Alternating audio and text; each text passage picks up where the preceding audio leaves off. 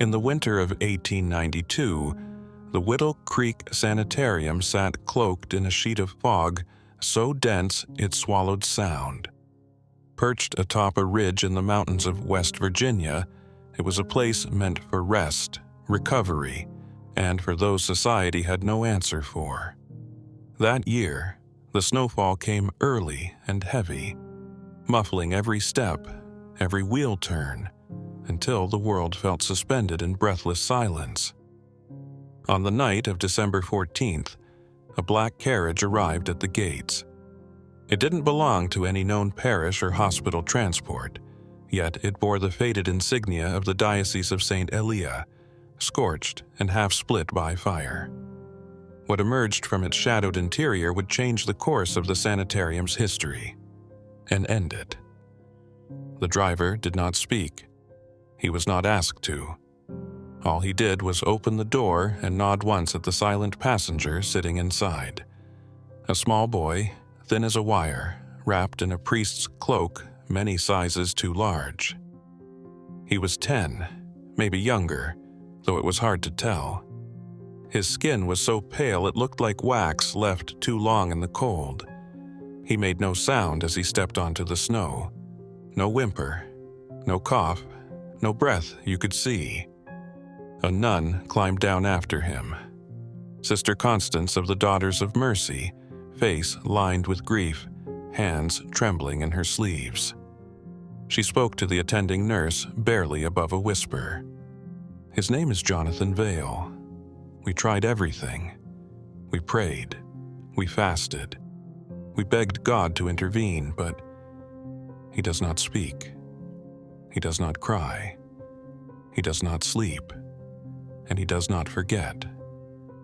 Before we show you what this boy became and what he left behind, don't forget to like this video, share it with a friend who loves historical horror, and subscribe for more unsettling mysteries from the past. Hit the notification bell so you don't miss the stories history tried to erase. Dr. Elijah Mercer, chief physician and director of Whittle Creek, signed the boy into the registry personally. There was something about the child that required no delegation. "Where was he born?" Mercer asked. Constance's eyes went flat. No records, no baptism, no known relatives. The sisters say he arrived one morning on the steps with blood on his feet and a rosary in his mouth. The doctor frowned. "And you kept him?" "We were told to," she replied, "but we were not told how." Mercer knelt before the boy. "Do you know where you are, Jonathan?" The child tilted his head. He did not nod, he did not shake it. He simply stared into the doctor's eyes, and Mercer, though he would never admit it aloud, felt something pass through him. A brief, impossible pulse, like the echo of a memory that did not belong to him. Jonathan was placed in Ward C, a quiet corridor with 12 beds occupied mostly by long-term pediatric cases, children recovering from rheumatic fever, congenital deformities, slow-growing tumors. His bed was by the window, though he never once looked outside. He sat up straight, all night, every night. The nurses began to whisper. "He doesn't sleep," said one. "He just waits."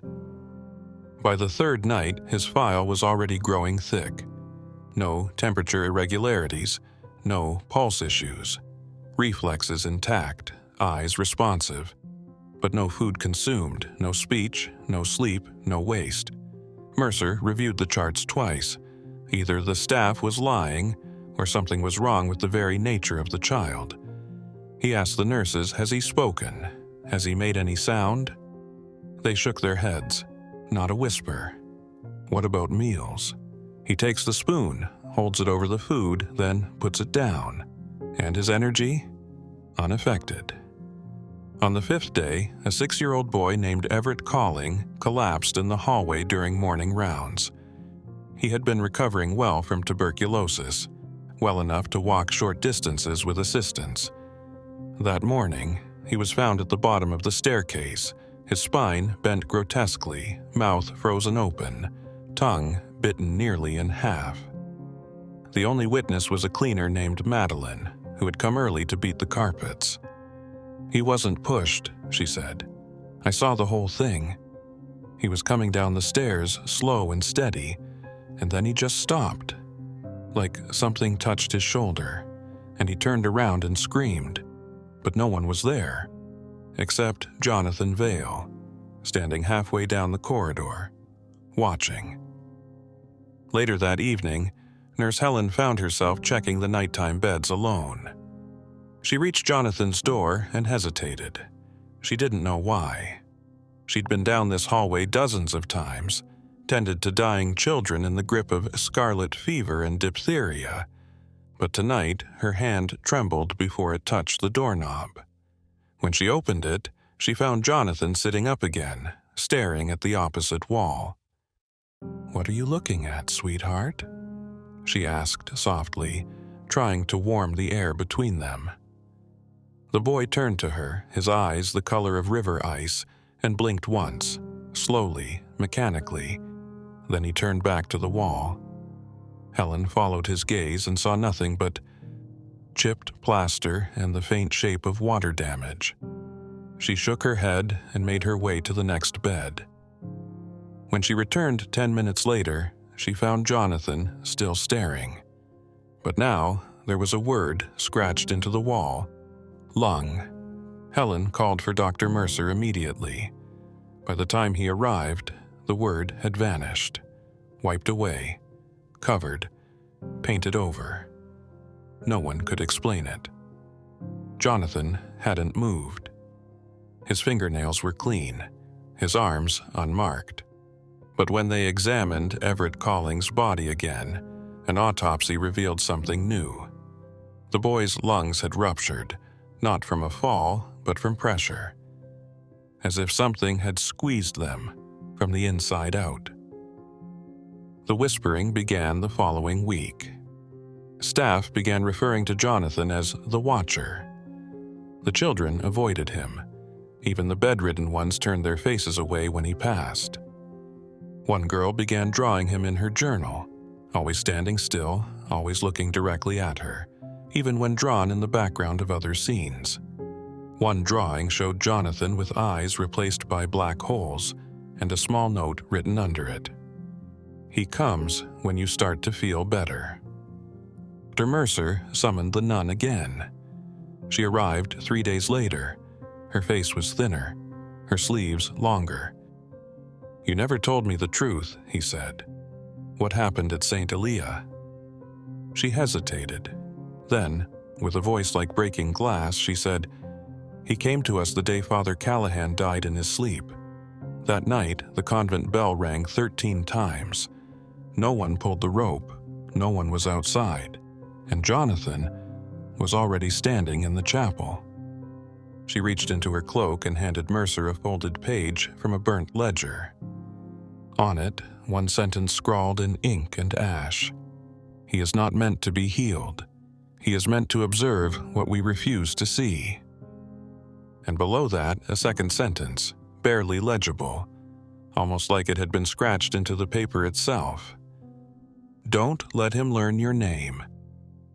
Jonathan Vale was now officially in the care of Whittle Creek Sanitarium, and by spring, more than half the children in Ward C would be dead.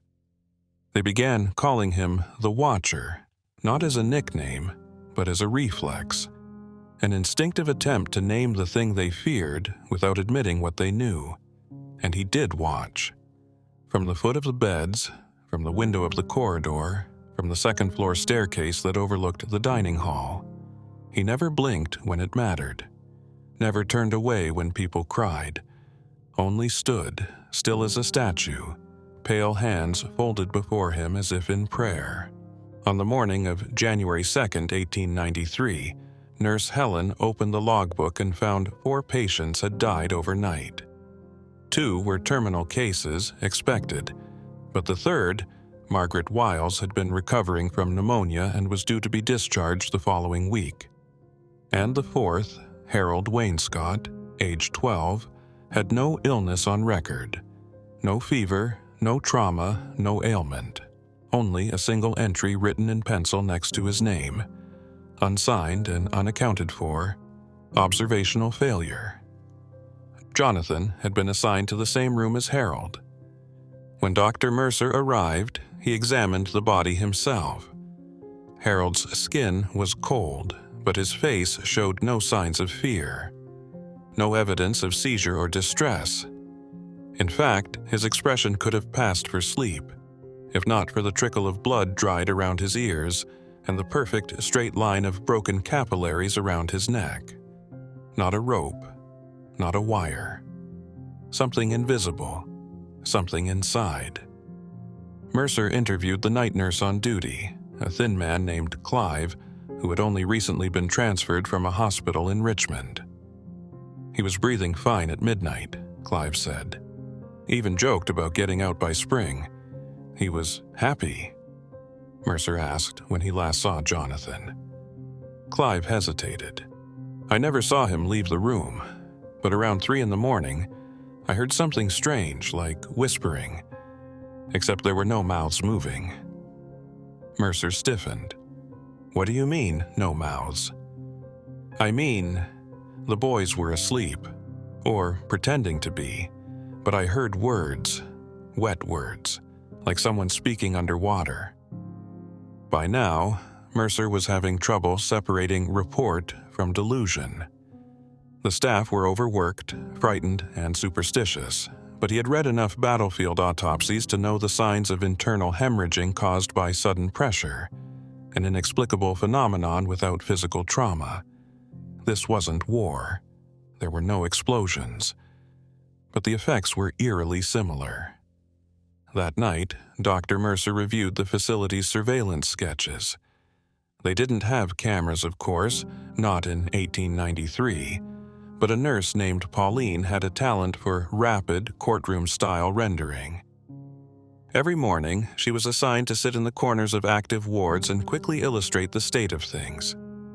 Bed positions, nurse activity, patient behavior. In the corner of one sketch from Ward C, dated 2 days before Harold's death, Jonathan is seen standing behind Harold's bed. In the next drawing, 30 minutes later, Jonathan has moved closer. His hand is on the headboard, his gaze directed downward. In the third, Harold is asleep. Jonathan's posture has changed. He's sitting on the bed frame, legs tucked beneath him like a bird. In the fourth sketch, something else is there. Pauline had only circled the shape in red pencil and written the word, shadow. The shape was not cast by any visible object in the frame, and though Jonathan faced the bed, the shadow stretched toward the window. On January 5th, Mercer finally entered Jonathan's room alone. He found the boy sitting upright, eyes open, hands folded. A Bible lay open on the bedside table, unread. Mercer pulled up a chair. "Jonathan," he said quietly, "we need to talk."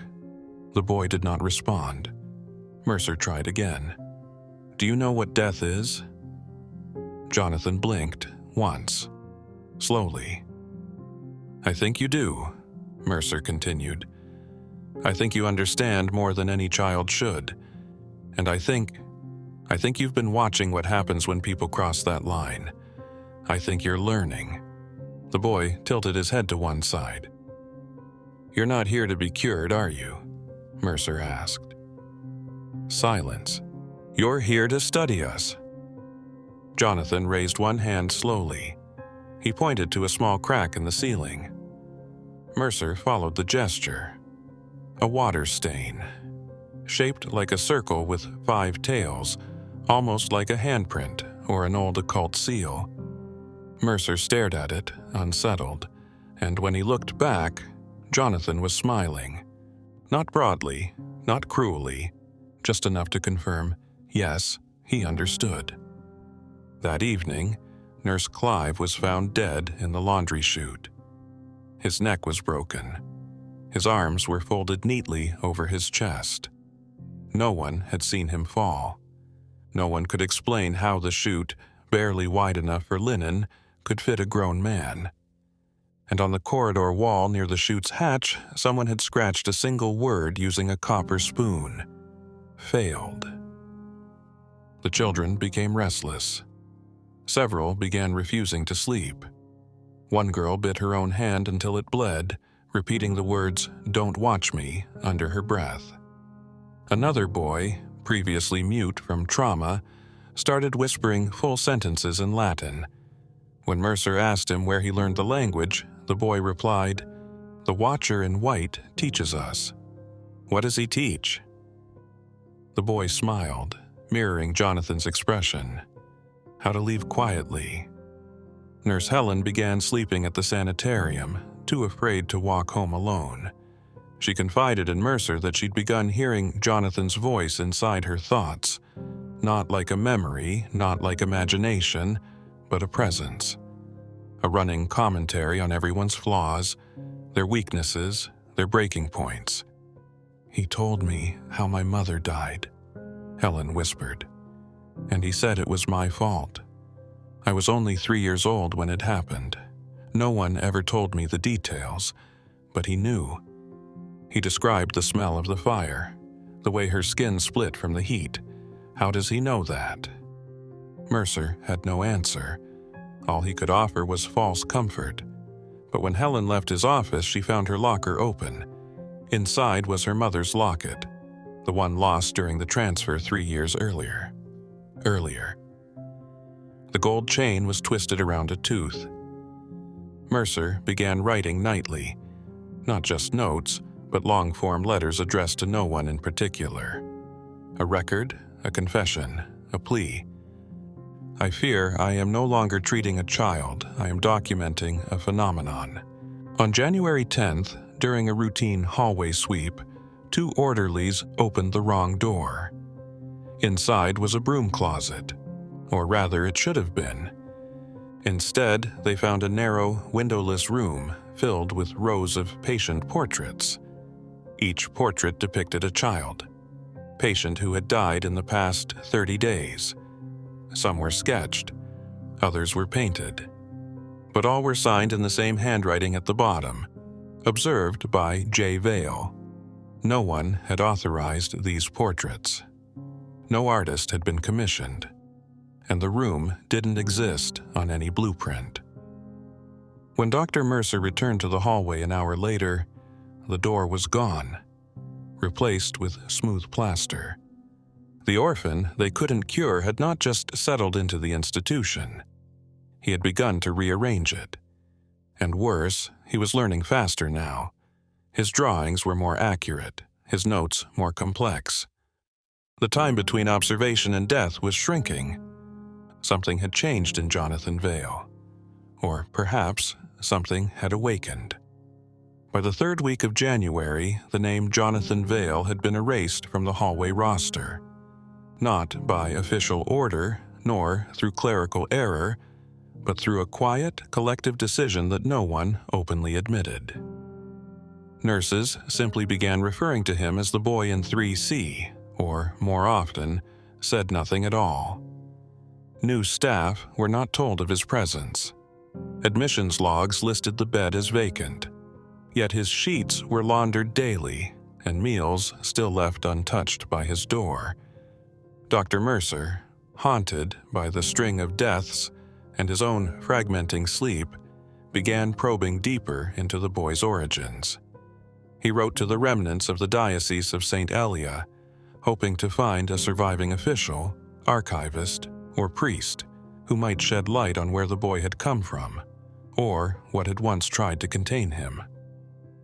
The only reply he received came not from the diocese, but from a retired Jesuit in Chicago named Father Merrill. The letter arrived wrapped in black cloth, sealed in wax with no return address.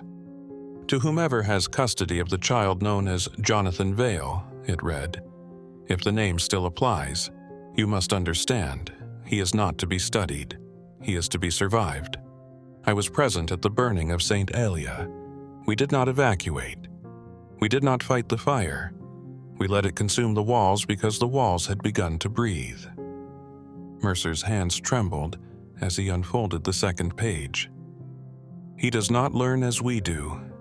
He absorbs, mirrors, reproduces, but never understands. That is his hunger to understand what he is not. Empathy, weakness, mortality, love. He consumes us trying to feel them. That night, Dr. Mercer visited the basement archives. He lit the lanterns himself. Most of the staff refused to go down there anymore. The walls had developed strange water stains, long vertical trails like finger drags, and once a maintenance worker claimed he heard voices echoing up from the boiler vent. The man quit 2 days later, never collected his pay. The file he was looking for was misfiled under V, though Jonathan had been registered under J. That was the first sign. The second was the nature of the file itself, written on mismatched sheets of parchment, different handwritings, and occasional blood-stained corners. The oldest page, yellowed and brittle, was a death certificate. Name: Jonathan Vale.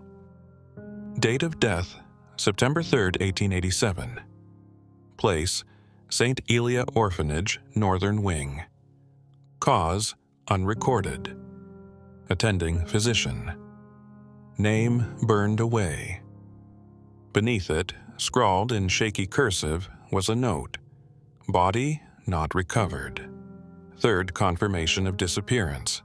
Subsequent reappearance inconsistent with decomposition. Recommendation: spiritual seclusion. Mercer stared at the line. He read it 3 times, but the implication was too absurd to grasp. The boy had died 5 years ago, and yet here he was, walking the halls of Whittle Creek. Unless he never left. Unless this wasn't the first institution. He flipped further through the pages. Notes from nuns detailed Jonathan's mirroring behaviors. One wrote, he drew the sisters in sleeping poses. A week later, they fell into comas. Another, he stands outside the confessionals but never enters. Yet he knows everything that's said inside them. One journal entry ended with a drawing, a set of keys floating above a corpse.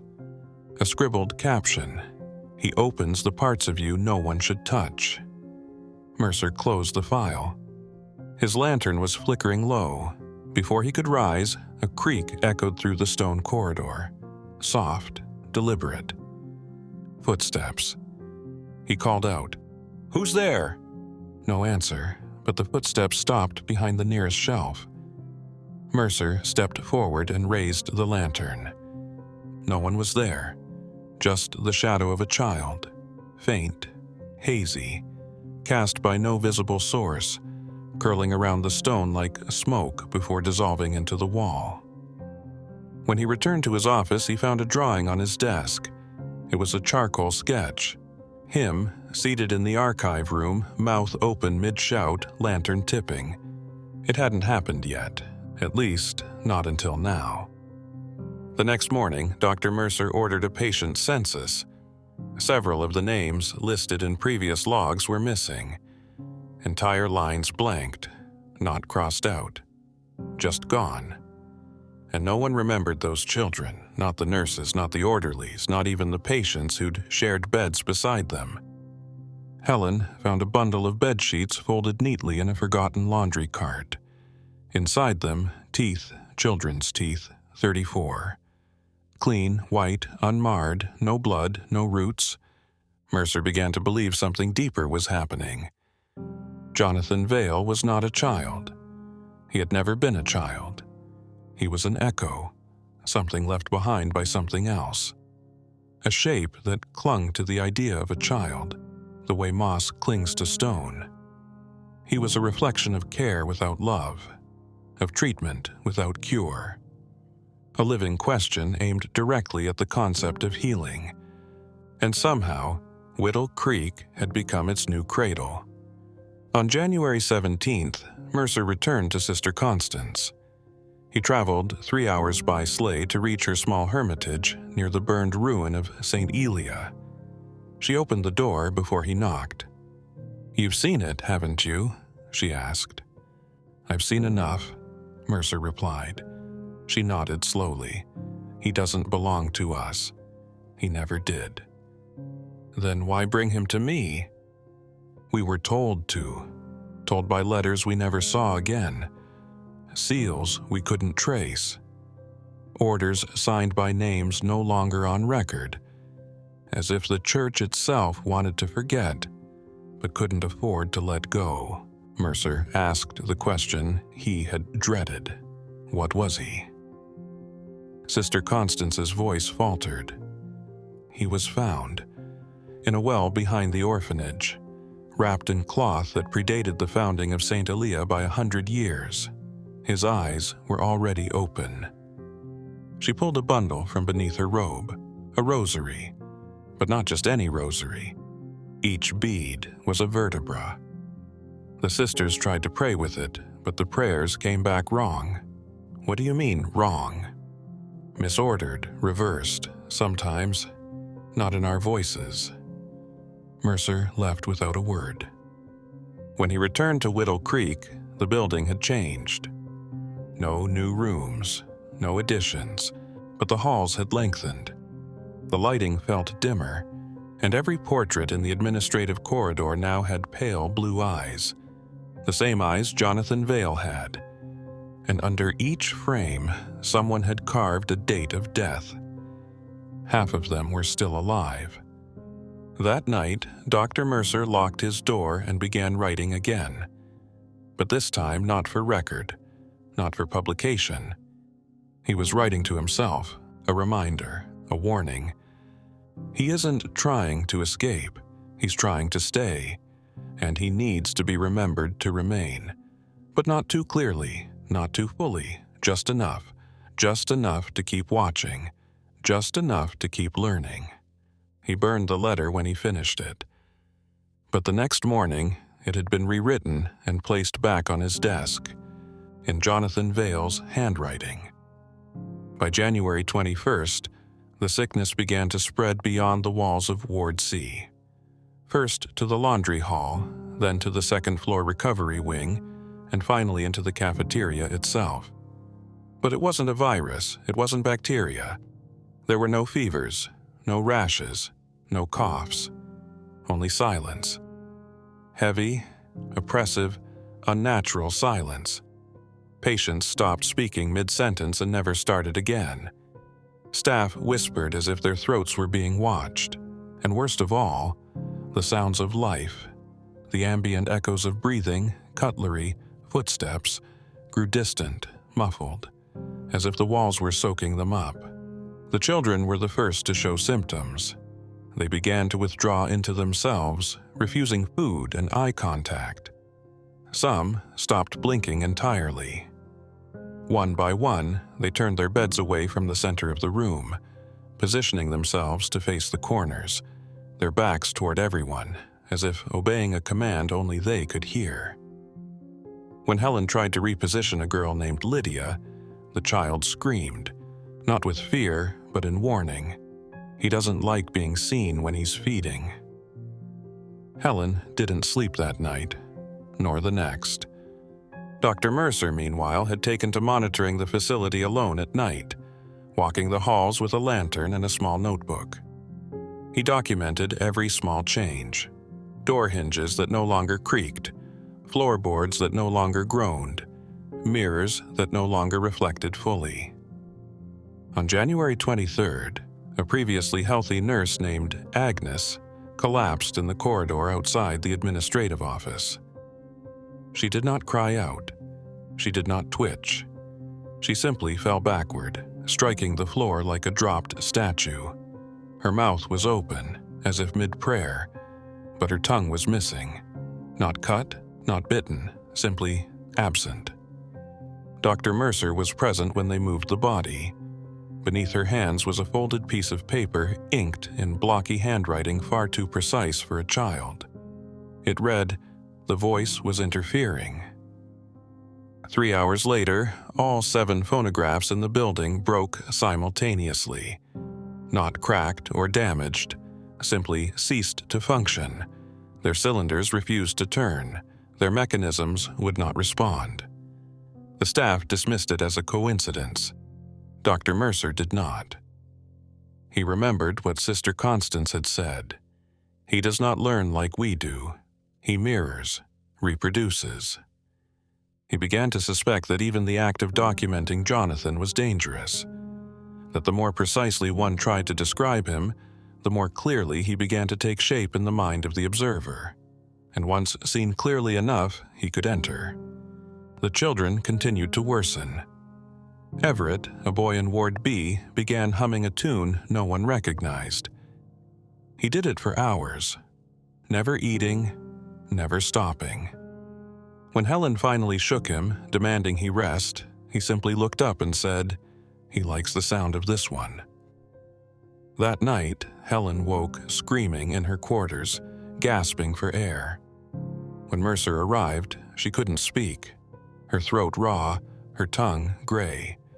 She tried to write instead, but every attempt came out as circles, dozens of them, spirals within spirals, until she finally managed to scrawl 2 legible words, "behind eyes." Mercer began re-examining every patient admitted since Jonathan's arrival. He uncovered a pattern no one had noticed.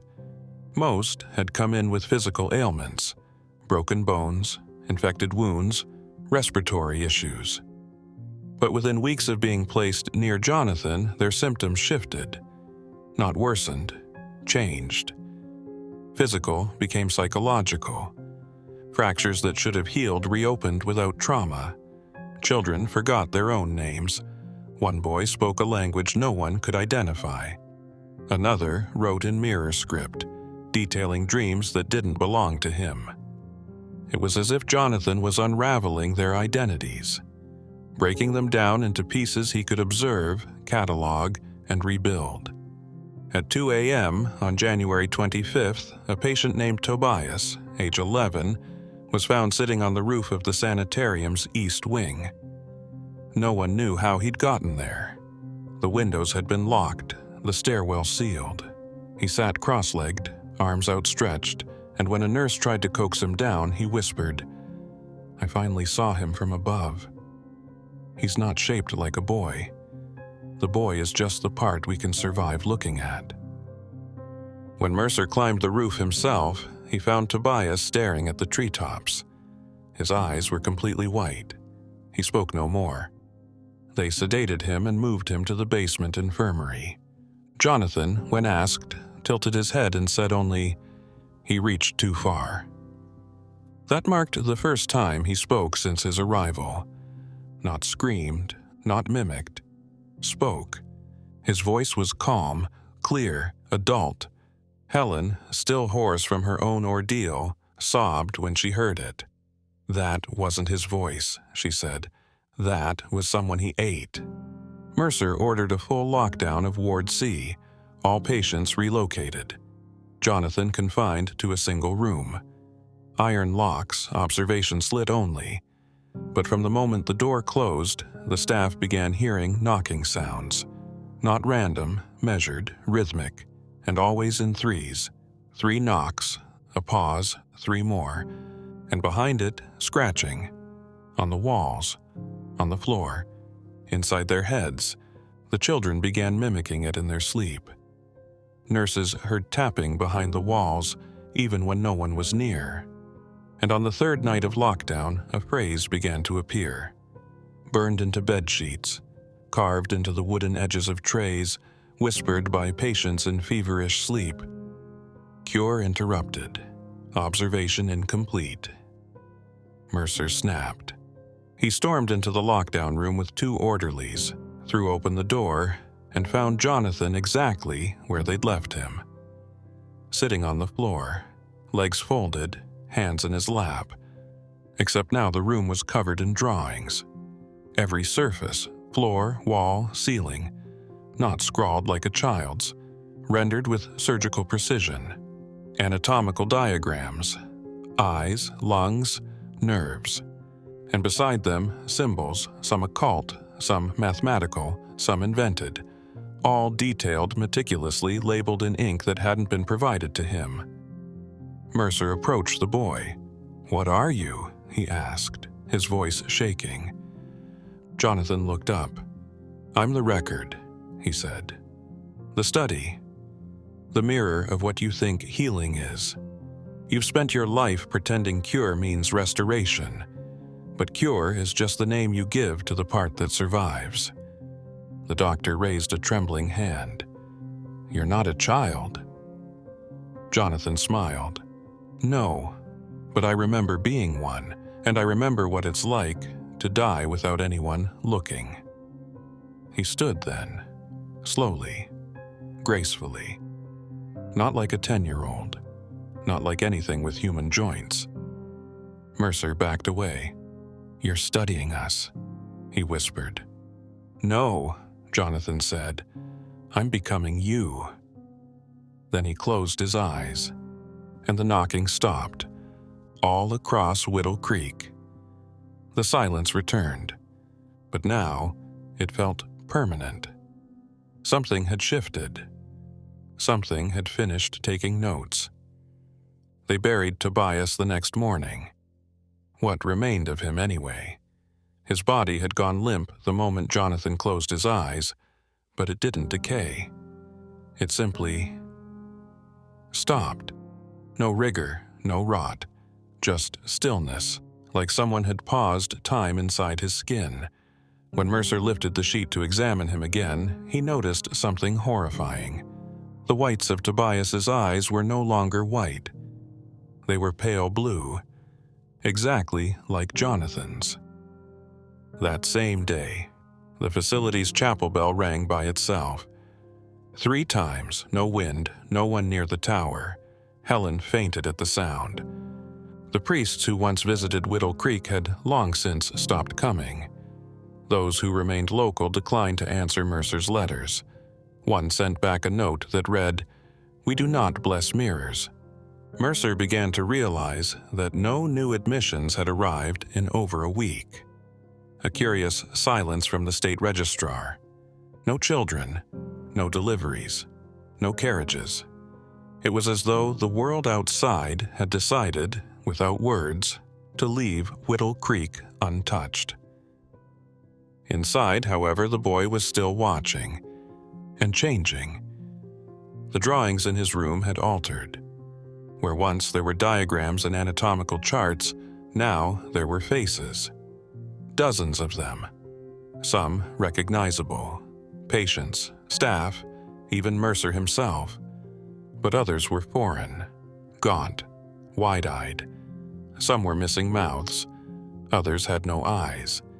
Each face bore a number carved above it. Helen counted them one night. There were 63. 63 faces, and 63 beds in the east wing of the sanitarium. Mercer paced his office, papers scattered around him like feathers from a slaughtered bird. He didn't sleep. He no longer trusted sleep. Dreams had become infected.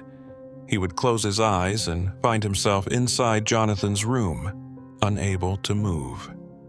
Always staring. Always watching the boy draw. One evening, Mercer opened the bottom drawer of his desk and found a paper he didn't remember writing. It wasn't in his handwriting. It was a chart, a schedule, a timeline of deaths, each name followed by a precise time and a cause of death that hadn't happened yet. At the bottom, his own name, Mercer Elias, 2:47 a.m., internal collapse, stage 4. Stage 4 of what? He checked the clock. 2:12 a.m. He ran, out of the office, down the corridor, toward Jonathan's room. But the hallway was wrong. It was longer. The doors had shifted. There were more of them. He passed one that hadn't existed before. A brass plaque read, "Observation Theater." He pushed it open. Rows of seats, all empty. Facing a large glass pane like a two-way mirror. Behind it, Jonathan's cell. except now there were others in the room with him, shapes, faint silhouettes only visible at the edge of perception. Some tall, some hunched, all still, all watching the boy as if he were a patient on display. Jonathan stood at the center, arms raised, eyes wide, and he was speaking in a language Mercer could not hear, only feel. Like a vibration in his bones, like a childhood memory resurfacing without explanation. The words made his ears itch, his teeth ached. Blood formed in the corners of his eyes. He slammed the door shut and found himself back in the administrative wing. The hallway had shortened again. Time had jumped. It was now 3:08 a.m. He had passed the time listed beside his name. But he was still alive. Back in his office, he found his own body slumped over the desk, not dead, breathing, eyes open, but blank, like a puppet whose strings had been clipped mid-movement. He stared at himself for what felt like hours. Then he turned. Jonathan stood in the doorway. No sound, no footsteps, just presence. "What are you doing?" Mercer asked, barely able to speak. The boy didn't reply. He simply walked over to the desk, placed a hand on the inert version of Mercer, and whispered, "One copy is enough." And the body vanished, just dissolved into the chair. Clothes remained. Mercer fell to his knees, his head filled with noise now. Not voices, thoughts, swarming, layered, as if everyone who had ever stood in Jonathan's room had left a part of themselves behind, and now it lived inside him. He saw flashes. Lydia drawing spirals on the wall, Helen screaming in Latin, the Jesuit priest burning his robes, Tobias singing on the roof. Every scene crystal clear, not memories, files. And Jonathan was the archivist. That's what this was. A library of minds, and Mercer had just been shelved. Later that morning, Helen found him outside Jonathan's door, sitting, eyes open, mouth slightly parted, drawing spirals in the dust with his finger. He did not react when she called his name, nor when she slapped his face. Only when she whispered, "He's learning your voice," did his eyes twitch, then close, and the air in the room dropped by several degrees. Helen backed away, heart hammering. She turned, and Jonathan was behind her. This time, he spoke not with a child's voice but with Mercer's. "Sometimes," he said, "people only heal once they've been erased." She screamed, but no one came, because by then most of the staff had already left. Not officially, not in the books, but they were gone. Rooms sat vacant, beds untouched. No goodbyes, no letters, just empty uniforms folded at the foot of beds, as if the people inside them had been gently poured out. That evening, the chapel bell rang again. This time, only once. And afterward, a new plaque appeared on the chapel door. Observation concluded. There were no records of who installed it. No signatures. No tools left behind. Only Jonathan, still seated in his room, still smiling, still watching. By February 1st, Whittle Creek had become a hollow echo of its former self. Most wings stood abandoned, hallways dark, beds stripped, records missing, not removed, missing. Filing cabinets open to reveal blank sheets or pages warped with water damage that had never occurred. The kitchen was locked. The clocks no longer ticked. And no one dared to speak above a whisper. Only 2 staff remained on the books, Nurse Helen Shaw and a groundskeeper named Whitmore.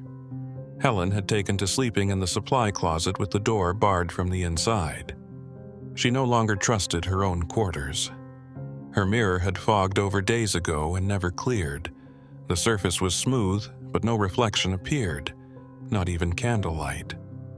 Whitmore said little, but he was always watching the sky. He claimed it had changed color, that the clouds no longer drifted but hovered, fixed in place like stage props. On the morning of February 2nd, he told Helen he'd heard singing in the orchard. Children's voices. But there were no children left. At least, none accounted for. That day, Helen entered Jonathan's room. The door was already open.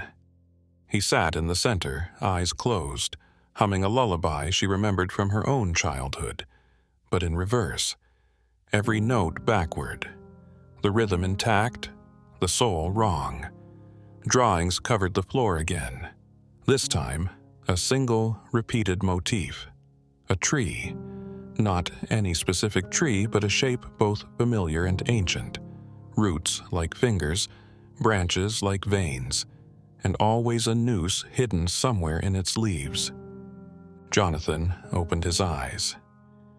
"You're the last," he said in Mercer's voice. Helen didn't respond. Her fingers tightened around the rosary in her pocket.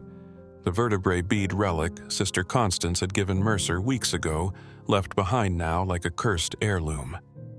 "I want to know why," she said. "Why what?" Jonathan tilted his head. "Why you came here. Why you stayed. What you are." He blinked slowly. "I came here the same way all children come anywhere. I was left, and I stayed because people kept looking." He stood. His posture was perfect, still, inhumanly balanced. "I am not your monster," he said. "I am your method. I am what happens when healing forgets its purpose." Helen shook her head. "You're not healing, you're erasing." Jonathan smiled. "Exactly. You only call it healing when it keeps what you liked. But what if pain was the truest part?" Helen took a step back. "Do you know what they called me in the place before this one?" he asked. She didn't answer. "They called me Index, a living catalog. They tried to label me, number me, isolate the traits that made me impossible. But they failed because every question they asked became part of me." He reached behind him, dragging something forward with both hands. A journal. Mercer's old notebook. He opened it. Inside, Helen saw her own name, written hundreds of times. Notes, sketches, descriptions of her dreams, even medical notes from her own childhood. Things she had never told anyone. "You weren't watching me," she whispered. "I was watching you." Jonathan nodded. "And I became you." The rosary in her hand burned suddenly. She dropped it. The vertebrae clattered to the floor, and for a moment the walls shook. Jonathan stepped forward, his eyes now a deep, endless black. "Would you like to see what I see?" Helen fled. She ran through the corridors, now changing behind her, doors shifting, signs rewording themselves. The sanatorium folded in on itself like a breathing lung. Hallways looped. Windows no longer showed daylight, only fog. She turned a corner and found Ward B filled again, not with living children, with echoes. Transparent outlines. Faces repeating the same expressions on a loop. A girl coughing blood. A boy picking at a phantom scab. Another mouthing words silently in terror. The past was playing itself out in fragments, and all of them were looking at her. In the center stood Mercer, or what used to be Mercer. His face was cracked down the middle like porcelain. From the fracture poured pages, endless pages, each one covered in names. Helen screamed. She awoke in the supply closet, drenched in sweat. Her arms bore the marks of ink, tiny phrases scrawled in repeating loops. All records must be complete. Data loss is death. Memory is mercy. She tore off the shirt and burned it in the sink. But even as the flames ate through the cloth, She heard voices whispering from the drain. By the next day, Whitmore was gone. No note, no sign of departure. Just his boots by the entrance, still warm. And in Jonathan's room, a sketch of Whitmore's face, numbered 64. That night, Helen gathered every match, every candle, every oil lamp she could find. She locked herself in the records room and began burning everything. Patient logs, drawings, letters, even the floorboards where faint markings had begun to rise through the grain. She choked on the smoke. Her lungs blistered. But she kept going until the sprinklers turned on, except Whittle Creek had no sprinklers. She turned and found Jonathan standing at the end of the hallway. "You're trying to forget me," he said. "That's the final step." She threw the last folder at him. It passed through his chest like smoke. "You can't forget what was never fully known," he said. And he vanished. Helen collapsed. She awoke 3 days later in a different building. Pale walls, fluorescent lights. A man in a white coat staring down at her. "You were found alone," he said. "No ID, no injuries, no documentation. We're calling you Jane Doe for now." She tried to speak. No sound. She tried to write. Her hand trembled, producing only spirals. They placed her in observation. And down the hallway in another room, a boy sat quietly, drawing a tree. On the door outside his room, a brass plaque read, "Jonathan Vale, patient number 001. Helen screamed. No one came. On October 31st, 2023, a medical student named Rowan Hayes visited the National Archive in D.C. for a research project on post-Civil War mental institutions. His thesis advisor had suggested digging through early patient files from unregistered sanatoria in Appalachia. Most had been burned or sealed, but one folder had slipped through the cracks. Marked in red ink, Observation Series, WV001, access restricted, no digital scans. Inside were carbon-copied treatment logs, intake forms, and a single damaged photograph, faded, sepia-toned, corners frayed. The ink beneath it had bled almost entirely away, but Rowan could still make out part of the typewritten name, Nathan Vale. The photograph showed a group of boys, 8 of them, all smiling, all except the one at the center. Rowan stared at him. He felt the hair on his arms rise. There was something wrong with the eyes. Too pale, too still. He swore the boy was looking directly at him, even though the photograph was over a century old. That night, Rowan dreamed of a hallway filled with doors, each one numbered. Each one opening into a memory that wasn't his, a field during a war, a girl drowning in a well, a nun staring into a cracked mirror, and always at the end of the hallway, Jonathan. Waiting, not moving, just waiting.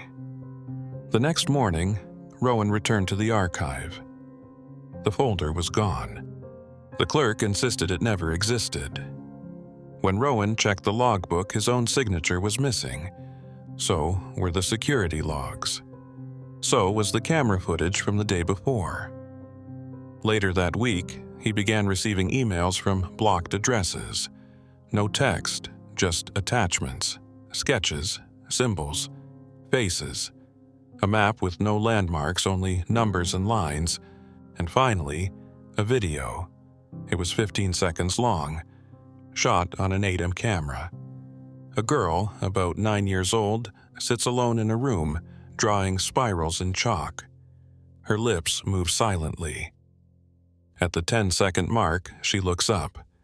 She mouths 2 words. He remembers. Then the video ends. Rowan didn't sleep that night. He began researching Whittle Creek, finding only dead ends. No incorporation documents, no photographs, no staff records. A few oblique references in travelogues from the 1930s. One line stood out, written by a man named W.E. Quarles. "Avoid the orchard by moonlight. The children are not children." From that moment on, Rowan noticed changes. His notes would vanish, or be rewritten in handwriting not his own. His own reflection sometimes blinked out of sync, and once, while washing his hands, the mirror didn't show him at all. Just a hallway, with doors. That night, he received a package, no return address. Inside, a cassette tape labeled in pen, "Echo Report, subject number 65. He didn't own a tape player. But when he placed it near his phone, the screen flickered, and the device recorded 5 seconds of static followed by a voice, faint, childlike, yet oddly formal. "Cure logged. Observer incomplete, awaiting assimilation." Rowan tried to delete it. The file reappeared, twice. Then it changed names. Finally, it named itself, Rowan Hayes Entry MP3. He took a leave of absence from university the next day. His friends say he stopped answering calls. His apartment smelled like printer toner and burnt copper. When authorities eventually broke in, they found walls covered in charcoal sketches. 1,000 versions of the same face, getting sharper with each iteration. Jonathan Vale. The final image was different. It wasn't a drawing, it was a mirror, and scratched into the glass was a message. "Only forgotten things stay silent." In a secured facility in Vienna, a psychiatrist named Dr. Annika Kovacs began compiling what she called the mirror pathologies. She'd encountered 7 patients across 4 countries who displayed identical symptoms. Sudden loss of autobiographical memory. Involuntary drawing of spirals, trees, and bells. Absolute inability to recall the name Jonathan, despite being shown it in writing. Her patients were unrelated, yet all had previously handled a file or photograph that no longer existed in records.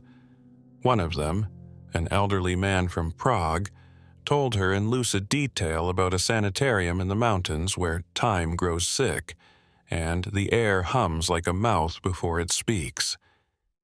He died the next day. No cause. His final words, "He doesn't forget you back." Dr. Kovacs petitioned for an international database of such cases. Her funding was revoked before the proposal reached committee. She received a letter, unsigned, typed, sealed in wax, reading only. "There is no subject. There never was. Stop describing him."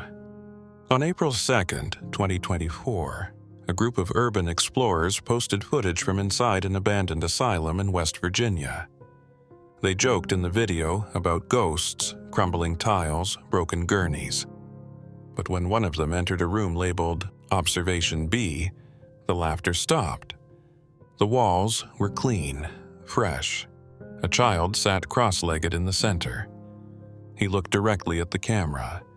The screen glitched. All footage after that moment was corrupted. Audio from the last frame includes a faint voice, digitally scrambled. Recording complete. The explorers never posted again. Their channel was deleted within 24 hours. Google cache cleared. Their usernames now belong to inactive accounts registered before 2010. All trace scrubbed. But the video still circulates. Encrypted. Passed between students, archivists, and late-night forums. And everyone who watches it dreams the same dream. A room with no doors. A tree in the center. A child drawing a noose. And when they wake up, their name is gone from their ID. Just a number, just an entry, just a record, because Jonathan doesn't erase. He repurposes. You become part of the archive.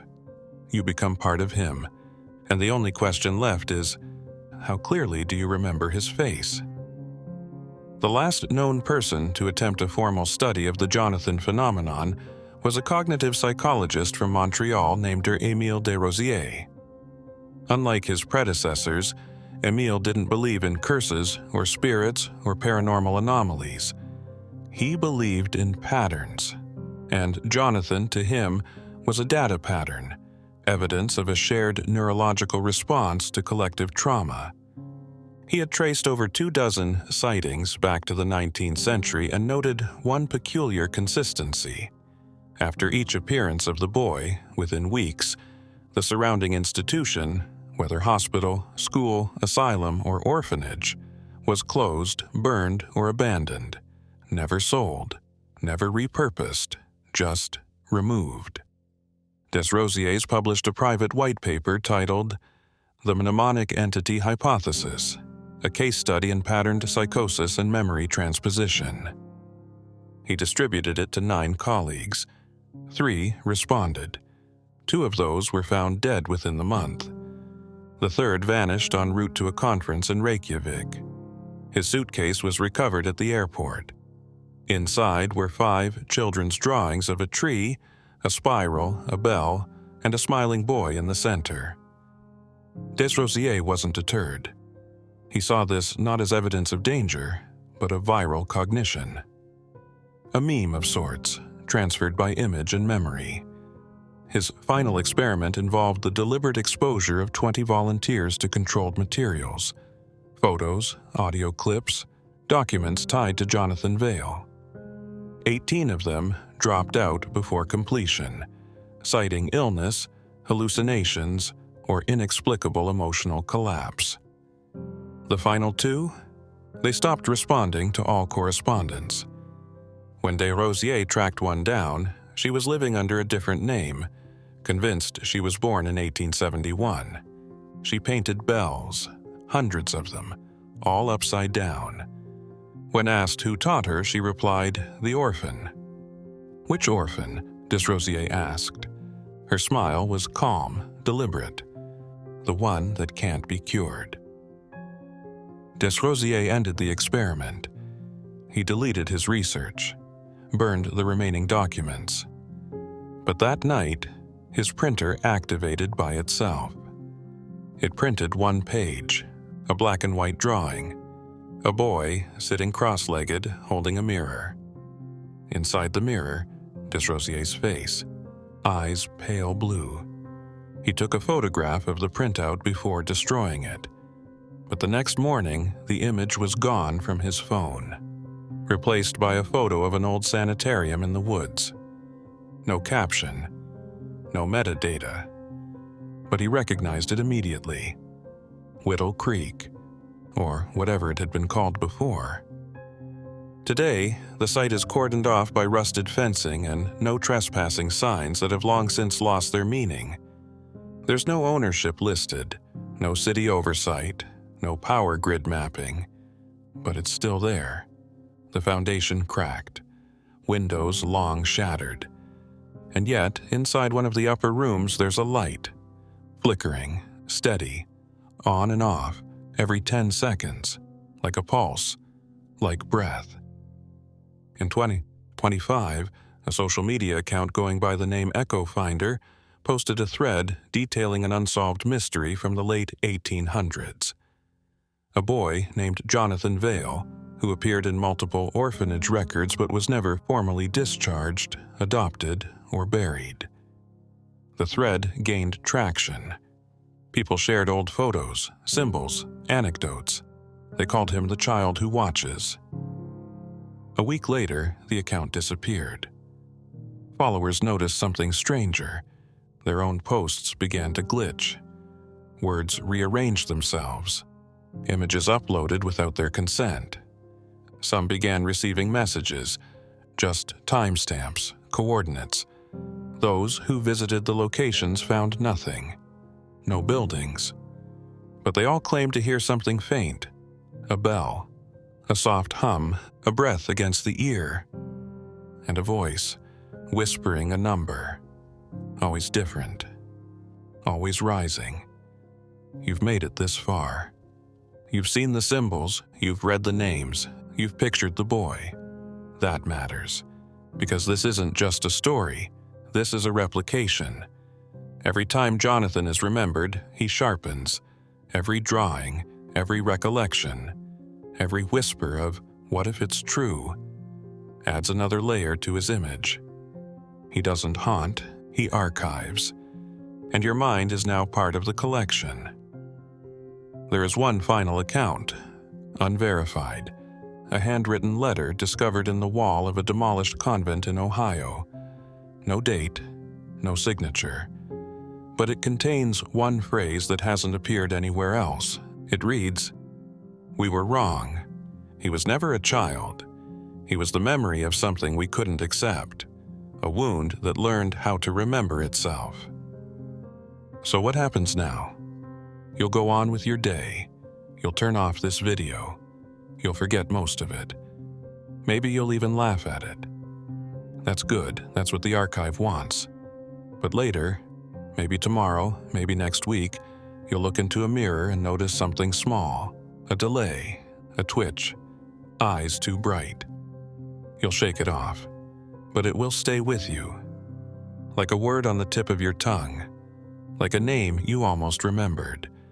And when you hear a bell ring just once, you'll feel a cold knot behind your sternum. Because he never left. He was just waiting for you to file him away. Like a memory. Like a cure. Like a child you couldn't save. He'll be there, seated in that room that shouldn't exist. Drawing, smiling, watching, waiting for you to remember his name. And now you have.